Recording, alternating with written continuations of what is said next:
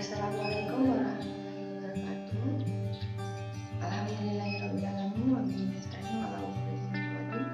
Wassalatu wassalamu ala asyrofil anbiya'i wal mursalin wa ala alihi washabihi. Perkenalkan, nama saya Alia Putri Zaki Soleha, NPM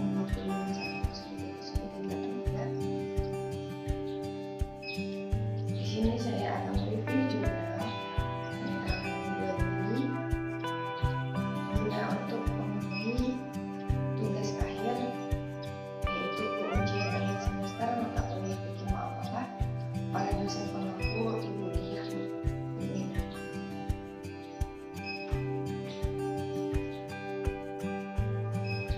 dari sudut pandang ilmu fikih. Kegiatan ekonomi bukanlah fungsi keluar ibadah umum, melainkan bermuamalah. Oleh karena itu, berlaku kaidah fikih yang menyatakan bahwa al-asyah fi muamalah al-ibadah illa idama dala al-dalil ala khilaf fihi, yakni suatu perkara muamalah pada dasarnya diperkenankan halal dilakukan kecuali jika ada larangan dari sumber agama atau kitab dan sunnah. Oleh karena itu, kita tidak dibenarkan melarang sesuatu yang dilarang oleh Allah, dan sebagaimana kita tidak boleh pula membolehkan sesuatu yang dilarang oleh Allah. Kaidah fikih dalam muamalah di atas memberikan arti bahwa dalam kegiatan muamalah yang notabene adalah urusan keduniaan, manusia diberikan kebebasan sebebas-bebasnya untuk melakukan apa saja yang bisa diberikan manfaat kepada dirinya sendiri, orang lain, lingkungannya, selama hal tersebut tidak ada ketentuan yang melarangnya.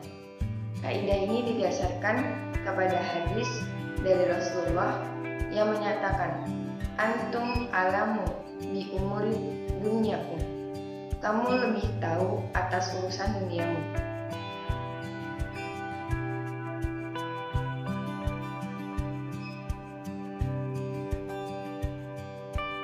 Bahwa urusan kehidupan dunia yang penuh perubahan atas ruang dan waktu, Islam memberikan kebebasan mutlak kepada manusia untuk menentukan jalan kehidupannya, tanpa memberikan aturan-aturan yang kaku yang bersifat dogmatis. Hal ini membuktikan bahwa Islam menjunjung asas kreativitas pada umatnya untuk bisa mengembangkan potensi dalam mengelola kehidupan ini, khususnya berkenaan dengan fungsi manusia sebagai khalifah Allah di bumi. Efek yang timbul dari kaidah fikih muamalah di atas adalah adanya ruang lingkup yang sangat luas dalam penentuan hukum-hukum muamalah, termasuk juga hukum ekonomi. Ini berarti suatu transaksi baru yang muncul dalam fenomena kontemporer yang dalam sejarah Islam belum ada atau dikenal. Maka transaksi tersebut dianggap diperbolehkan selama transaksi tersebut tidak dilarang dalam aturan Islam. Salah satu fenomena muamalah dalam bidang ekonomi adalah transaksi jual beli yang menggunakan media elektronik. Perkembangan teknologi telah memacu perubahan kebiasaan individu, termasuk salah satu dalam hal menentukan transaksi jual beli. Apabila dahulu yang dimaksud dengan transaksi jual beli adalah dilakukan dengan cara tatap muka, di mana terjadi peralihan barang secara langsung dari penjual kepada pembeli, yaitu pembeli harus bertemu dengan penjual di pasar nyata.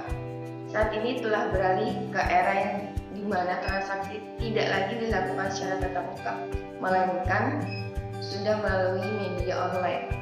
Tidak lagi harus ada pertemuan antara pembeli dengan penjual di pasar, melainkan cukup dengan menggunakan teknologi internet ataupun transaksi, dan transaksi pun sudah bisa dilakukan antar pembeli dengan penjual.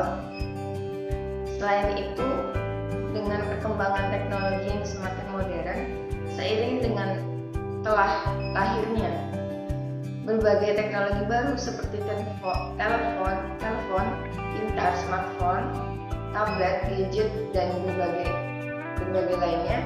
Pada berbagai teknologi tersebut, konsumen dalam membeli berbagai fitur program dari pasar online yang terdapat pada berbagai teknologi tersebut, baik secara gratis maupun berbayar.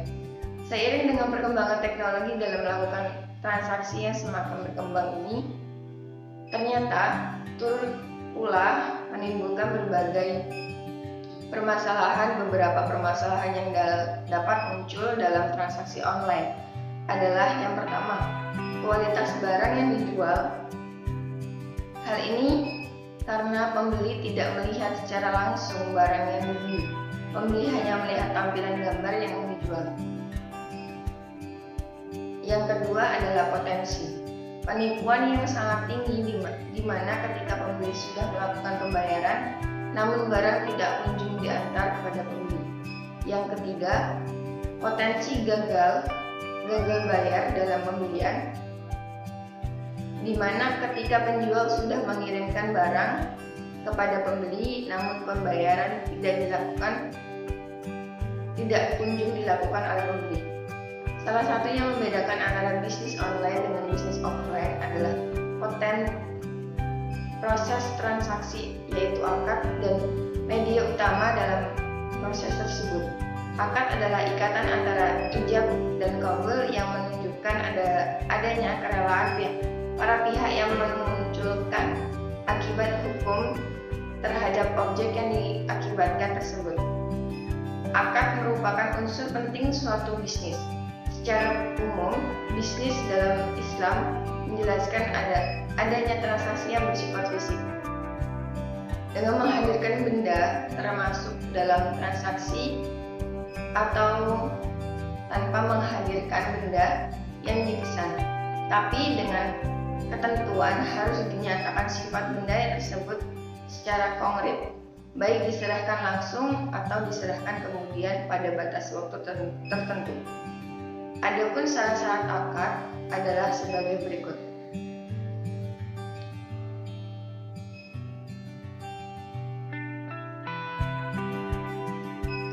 Kemudian akad kedua,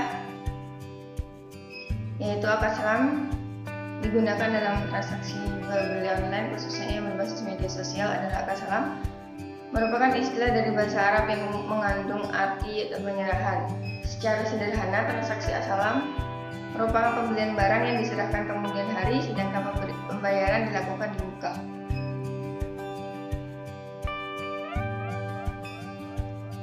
Jual beli salam diperbolehkan oleh Rasulullah dengan beberapa syarat yang harus dipenuhi. Tujuan utama dari jual beli salam adalah untuk memenuhi kebutuhan para petani kecil yang memerlukan modal untuk memenuhi masa tanam dan untuk memenuhi keluarga sesampai saat ini ataupun hari ini.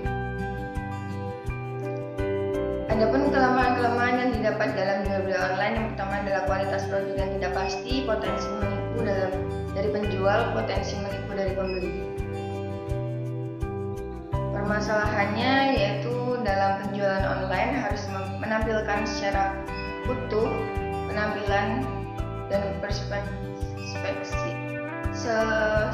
spesifik barang tersebut. Yang kedua adalah hak pilih bagi pembeli jika barang yang diterima berbeda. Yang ketiga yaitu menggunakan media berbayar yang aman.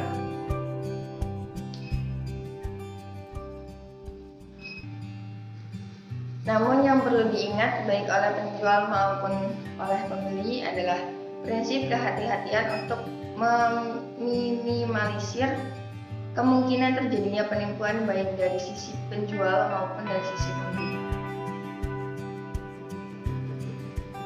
Baik, itulah sedikit pemaparan yang saya sampaikan. Kurang lebihnya saya mohon maaf, dan kepada Allah saya mohon ampun. Astagfirullahaladzim. Wabillahi taufiq wal hidayah. Wassalamualaikum warahmatullahi wabarakatuh. Adapun syarat-syarat akad adalah sebagai berikut. Yang pertama yaitu akid, orang yang berakad. Diisyaratkan baligh, berakal atau cakap hukum. Ma'qud alaih, objek akad. Sesuatu yang diakadkan adalah ketika akad. Objek akad adalah sesuatu yang dibolehkan oleh syariah dalam diserahkan diterima ketika akad. Yang ketiga yaitu syihhat akad, merupakan sesuatu yang bersumber dari dua orang yang melakukan akad yang menunjukkan tujuan kehendak batin mereka yang melakukan akad. Syihhat terdiri dari dua, ijab dan qabul. Ijab merupakan pernyataan yang menunjukkan kerelaan yang terjadi lebih awal dari seorang yang berakad.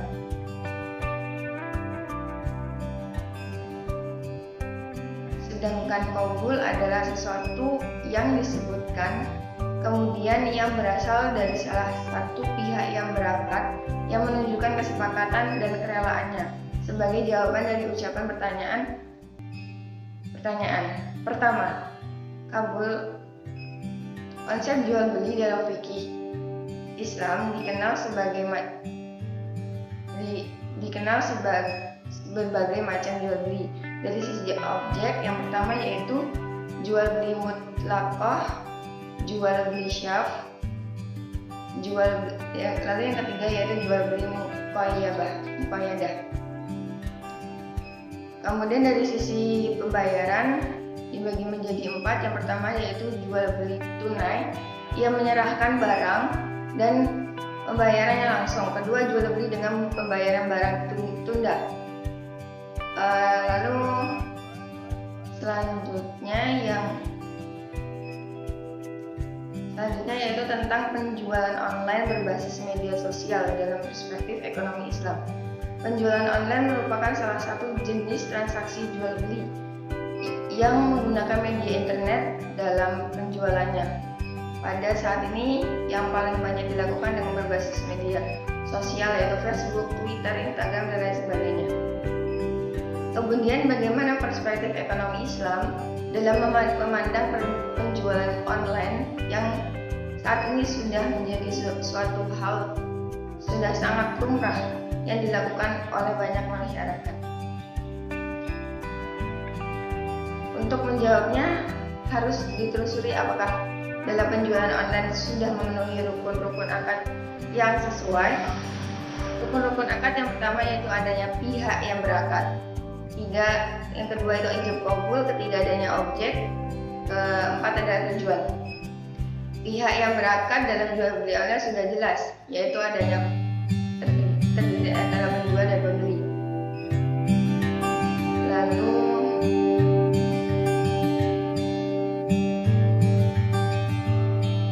kemudian rukun akad yang ketiga yaitu objek akad dalam transaksi dalam penjualan online. Objek akad harus jelas dan barang harus secara sempurna. Hal ini bertujuan agar tidak terjadinya penipuan oleh si penjual. Penjual dalam menjual online harus secara jelas menulis berbagai perspektif dari barang-barang yang mereka jual. Rukun akad yang terakhir adalah tujuan dari akad tersebut harus sesuai dengan syariat, sehingga penjual online tidak boleh menjual barang yang tidak sesuai dengan aturan syariat. Terkait dengan rukun akad penjualan online baik berbasis media sosial ataupun media lainnya, diharamkan apabila memenuhi beberapa kriteria sebagai berikut. Yang pertama yaitu sistemnya haram, yaitu menjual barang-barang yang haram seperti miras dan lain sebagainya.